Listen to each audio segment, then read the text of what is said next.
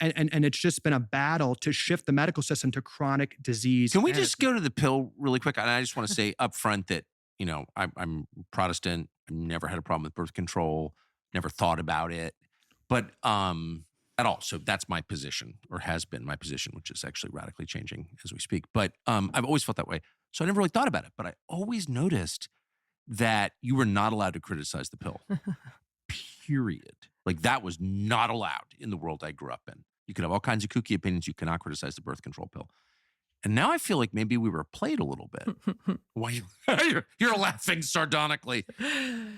Yeah, I mean, I can speak as a physician, but I can also just speak as a woman Yes. who has taken all these different medications Yes. because it's liberation. Yeah. It's liberation. Yes. We can do whatever we want, and who needs to get a period when you can, work in the hospital 100 hours a week and put off having, and then I freeze my eggs at 37 and have kids, So as a woman, I mean, I do think, of course, these drugs have helped in some ways, but we are prescribing them like candy. We're prescribing them for acne. We're prescribing them for PCOS, polycystic ovarian syndrome, the leading cause of infertility in the United States, which is a metabolic issue driven by our food, and how the food interacts with genetics. And then, of course, for birth control. So you've got these medications that are literally shutting down the hormones in the female body that create this cyclical life-giving nature of women. We basically told women these hormones don't matter. Your ability to create the most miracle of any miracles, which is create life,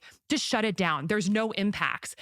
That's crazy to me. And as I've woken up from this, I'm realized like your cycle and having these hormonal cycles is part and parcel with our health in every possible Yes. way, and also with the miracle of creating life. And so for years, you just lose the biofeedback of what's happening with your cycle. It is one of the key barometers of female health. How is your cycle doing? Is it regular? Is it heavy?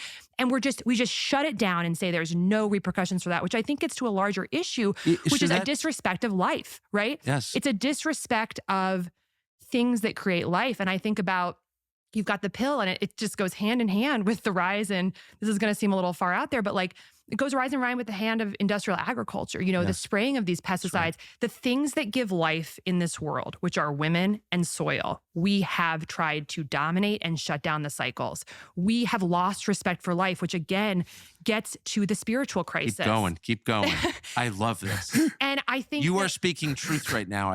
For the sake of efficiency, right? For this delusion of short-term gains, for yields, for profit.